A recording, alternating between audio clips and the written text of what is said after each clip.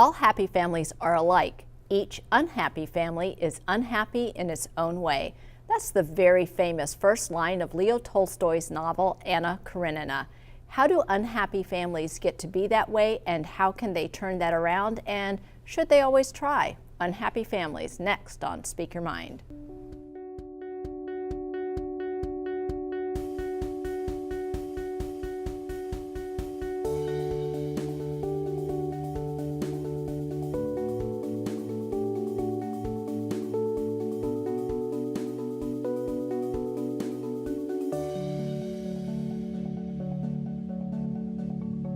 Welcome to Speak Your Mind. I'm Dr. Carolyn Phelps, licensed psychologist with the Human Development Center.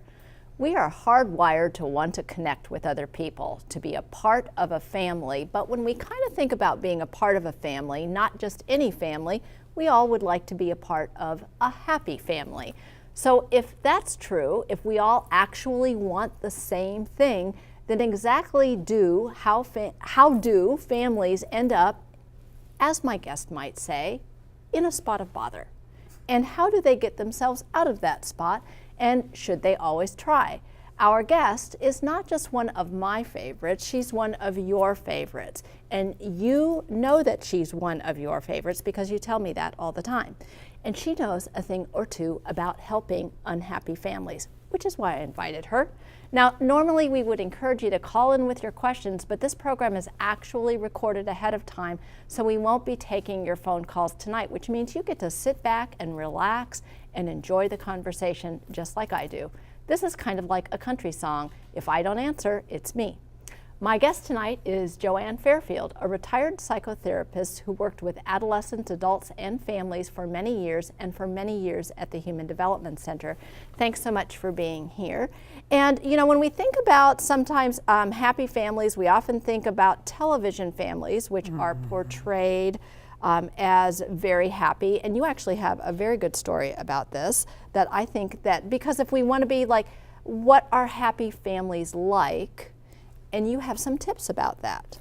Well, the story goes like this. Many moons ago, I worked in what was called a child and family guidance clinic in England. And families would come in for help, and usually because they were having a spot of bother, as you said. And when I would ask them what they wanted to be different, on more than one occasion, I have to say, they would say, well, we'd kind of like to be like the Waltons. You know, the Waltons in that television show. At which I would take a small step back and smile and say, well, folks, I have the answer for you. It's really very simple. First, you just have to spend only half an hour a week with each other. Secondly, you have to have somebody else, or maybe more than one person, writing the script of what you have to say to each other in that half hour. And thirdly, you get paid a lot of money for spending that half hour together, and you don't have to spend any other time with each other other than when you're coming back for the next half hour. Now, if you think you can set that up, then off you go. Because that's not realistic, right? No, TV is not real, as my granddaughter would say. Except for this TV. This TV is very real. But television shows, in general, are presenting a life that we would like to have more often than not, or sometimes these days they show us things that we're sort of going, oh, well, at least we're not that bad. And so how do people's expectations, though, because this raises the issue of expectations that people have and that they have of each other within families. What are the challenges that our own expectations of each other within a family create then for the family? Well, there are so many, and I think to kind of break it down into some parts would be to look at a family life cycle. So, first family that you're in is the one where you're the child, and a parent or parents are parenting you, and you're subject mainly to their expectations. And you may have some expectations about what they should be like as parents based on either your friends or what you see on TV and in other places. And then you grow up, and you find somebody and you decide to become a couple. And that coupleness requires some negotiating too, because frequently when we are in love. We are in love with the picture of the person we think we're with rather than who they're with. I always call that the person in your head, not the person in real life. Yes, open your eyes and explore is what I want to say. But it's not just one-sided, that's two-sided. So you're both negotiating that. And that requires a whole new set of expectations. And what does it mean to be a couple? What does it mean to spend time with somebody? How much of my time do I give up in order to grow this relationship and nurture it? And then you move on and maybe you have children. You adopt or you give birth, but children come into your life. You thought it was complicated negotiating with one other person. Now you're negotiating not just an additional one, but now there's actually more than that. Relationship that you had with your partner has also changed, along with the fact that you've got to negotiate a change with the child, and the child's got to negotiate with those two people. It's a lot more complicated, and they're growing, and they're changing. And it's the changes that we find difficult to manage. And we often hear parents say, just when I have figured out the toddler is no longer a toddler. Mm-hmm. And that is like okay, I thought I had that figured. That's what you're saying, is that keeps changing and revolving. You know, one of the things that caught my attention of what you said when you said, like, well, we all start out as kids in a family first. And that just brought to mind, like, how do we bring in our family relationships from the family that we grew up in, and the joys from those experiences, but also the disappointments or the failed expectations from those. What impact does that have on a family that we create with other people later on in life? Well, the ones that we're aware of are probably the ones we can deal with the most easily in some ways. You know, if we had a parent who we decided at some point we were never going to be like them, we can probably understand where we're making our decisions from. What's interesting is the rules that we picked up that we didn't know we were picking up, and that we are now incorporating into our way of parenting. And we're completely oblivious to the fact that we're doing it.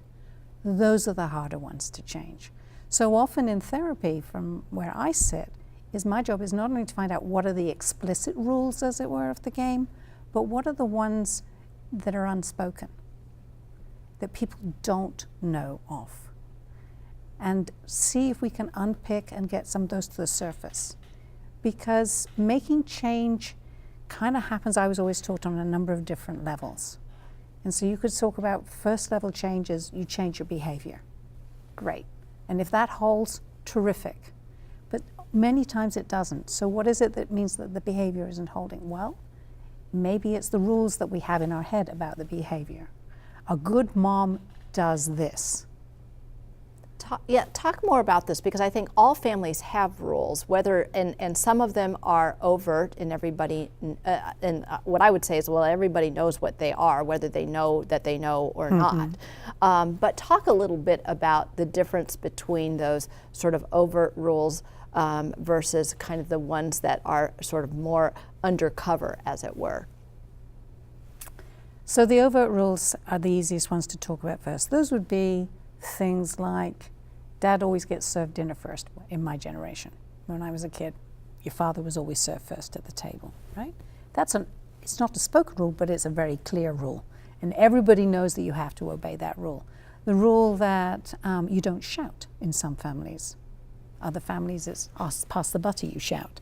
But there's some families where they have that very clear rule. Or rules where they know what they have to do, not just what they don't have to do, and that they're agreed.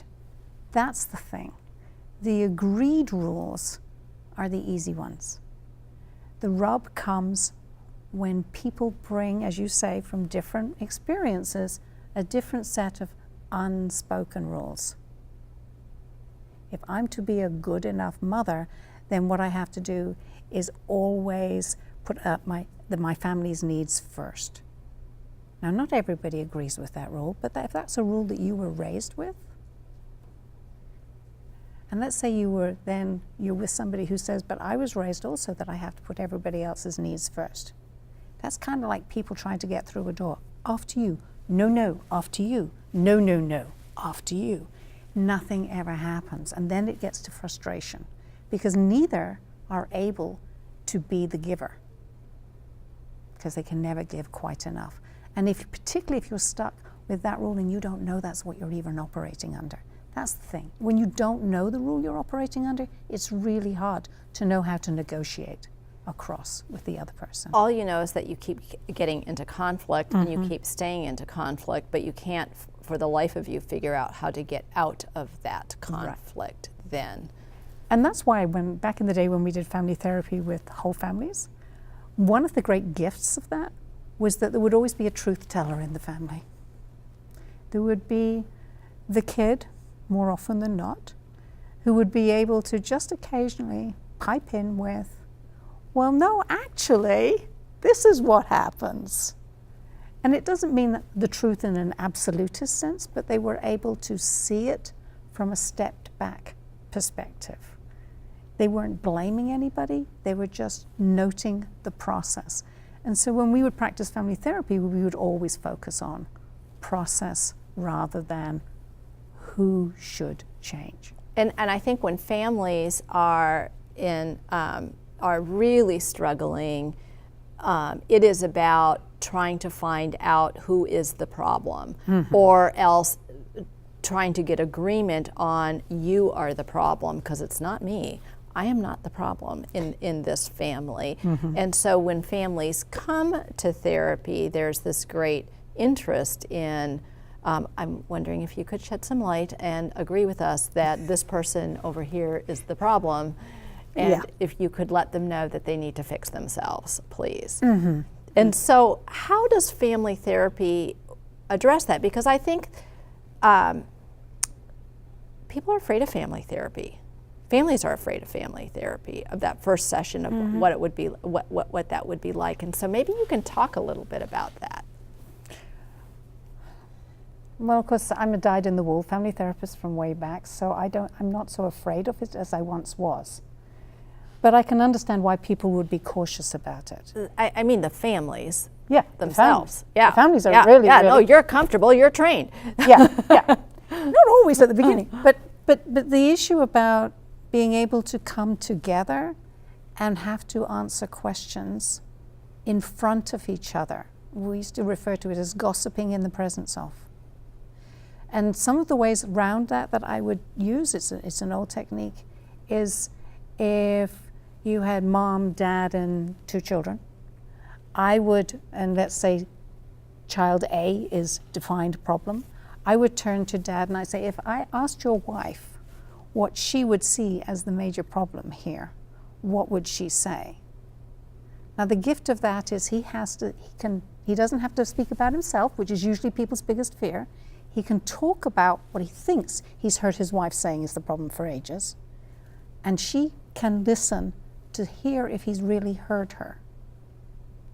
So I can then check it out, what his answer is afterwards, and I can also check out with the kids.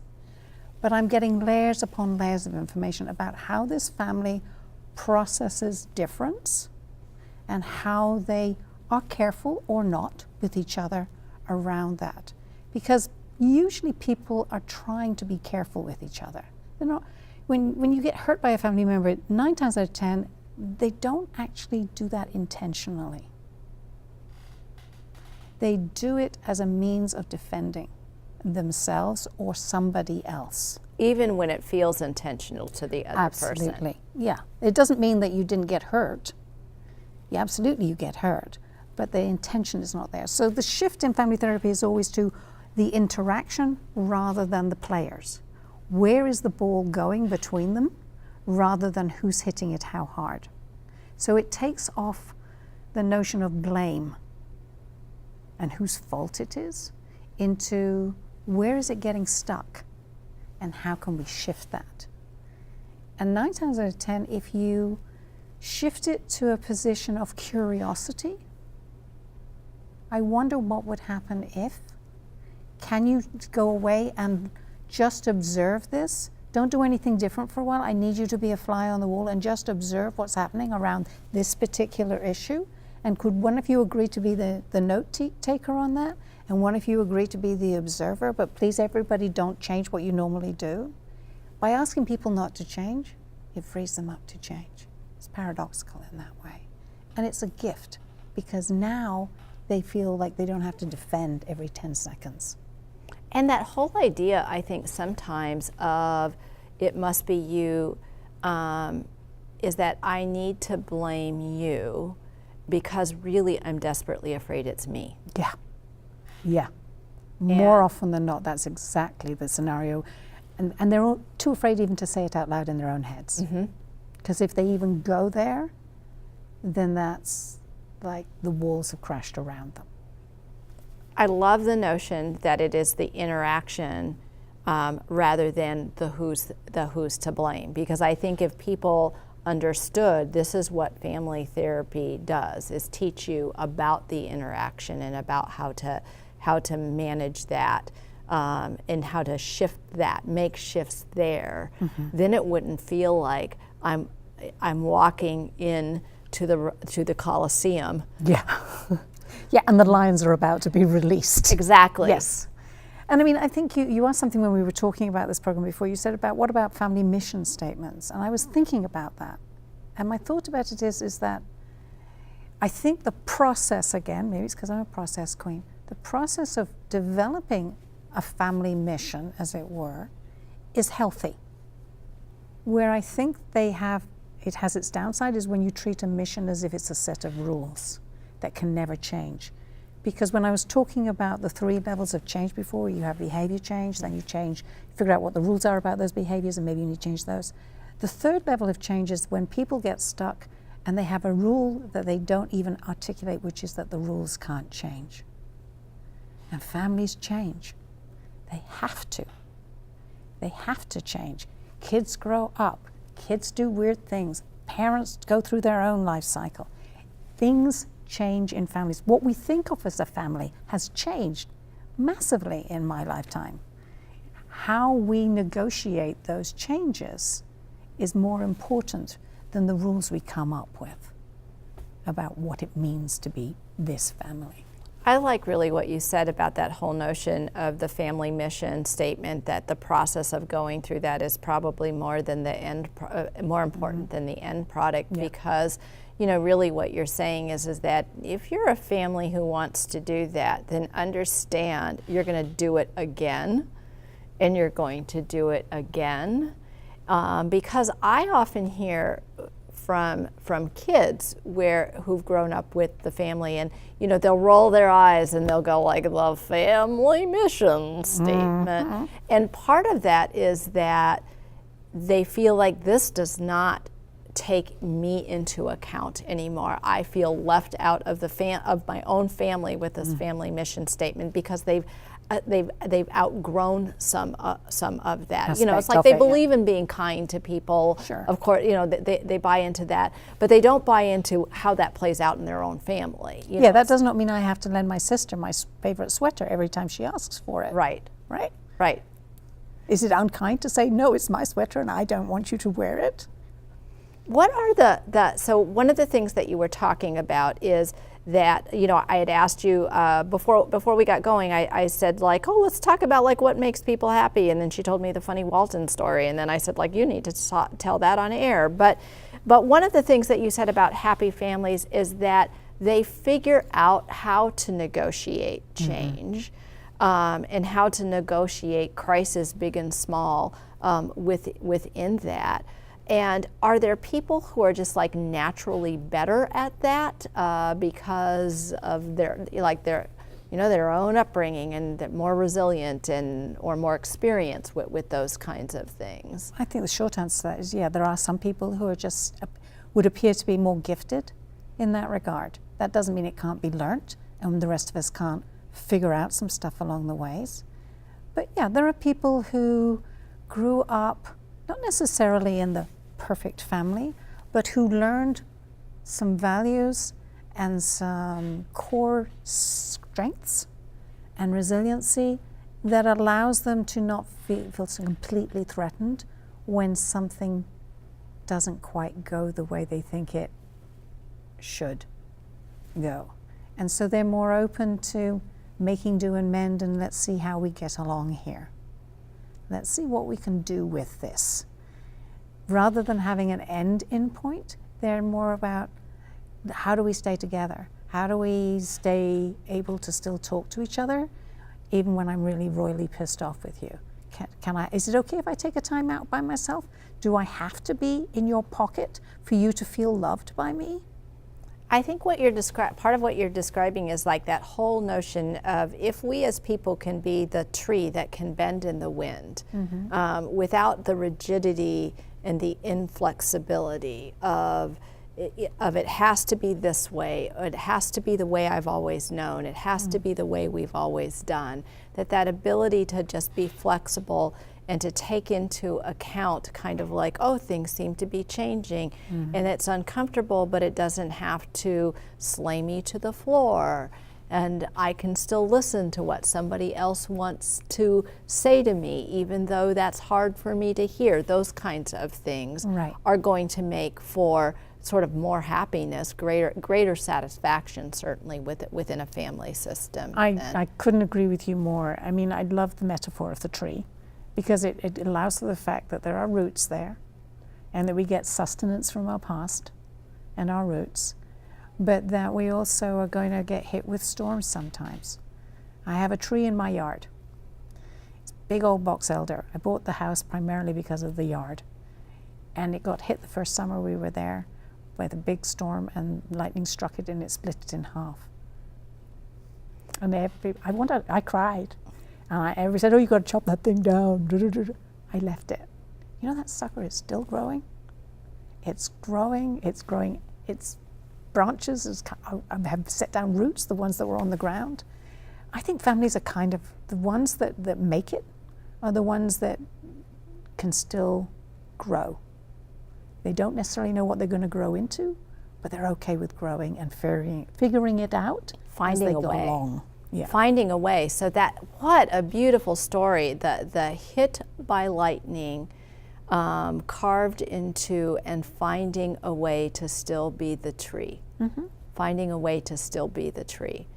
We are growing short on time again. And we didn't even address, like, are there some times where families can't just manage things? And we have, like, what is your 25 words or less answer to that, where things really are irreparable and you shouldn't try to mend the fences?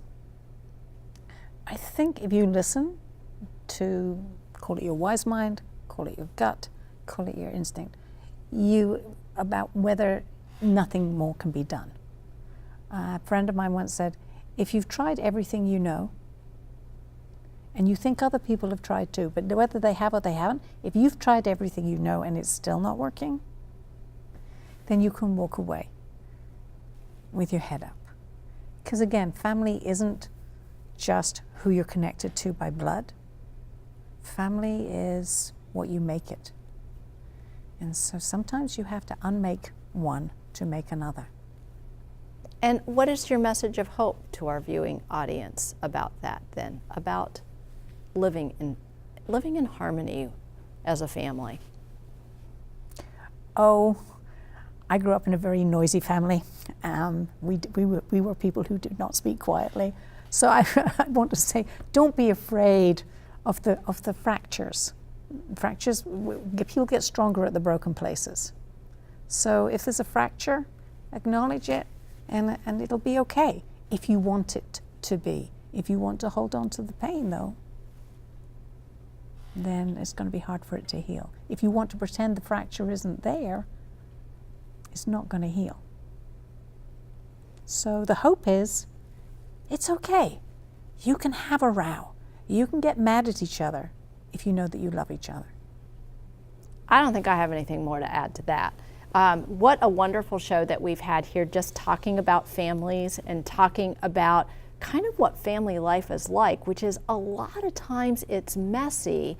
And what you just heard Joanne talking with us about it is that we can choose to withstand the mess and find the love underneath that, and not kind of point fingers as much as reach towards the love that is in each of our hearts. Thanks so much for joining us this week, and don't forget to visit us on the web at speakyourmindonline.org, where you can find a schedule of our topics and resource links and read my blog. Join us again next time for another edition of Speak Your Mind. I'm Dr. Carolyn Phelps. Thanks for watching, and good night.